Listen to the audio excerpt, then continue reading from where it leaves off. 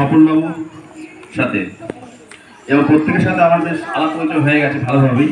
আমি নিজেকে একটা ছোট বাবার আশ্রমের সদস্য হিসেবে মনে করি।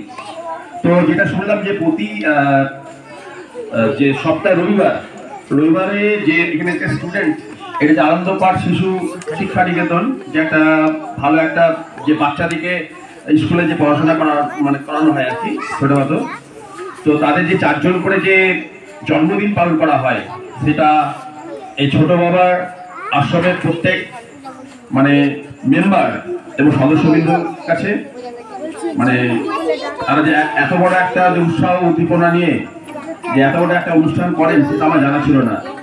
আমি যদি আজকে না আসতাম তাহলে হয়তো আমি একটা বিশাল বড় একটা ভুল করতাম হয়তো, যে এত বড় যে একটা সুন্দর বাচ্চাদের পরিকাজা বাচ্চাদের নিয়ে একটা যে অনুষ্ঠান যে প্রতি সপ্তাহে হয় শুনেছি, কিন্তু এই বাস্তবে আমি সেখানে হাজির থাকতে পারবো সেটা আমি কিন্তু এখন কিন্তু আশা করি।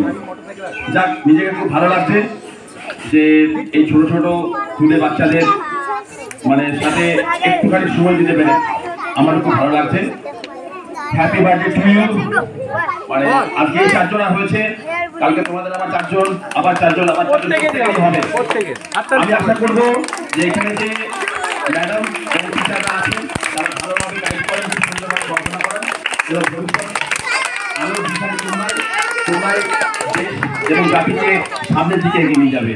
এটা আমি ভগবানের কাছে প্রার্থনা করি এবং ছোট বড়ের কাছে প্রার্থনা করি, তোমরা বড় হোক, ভালো হোক, একটা মানুষের মতন মানুষ হোক।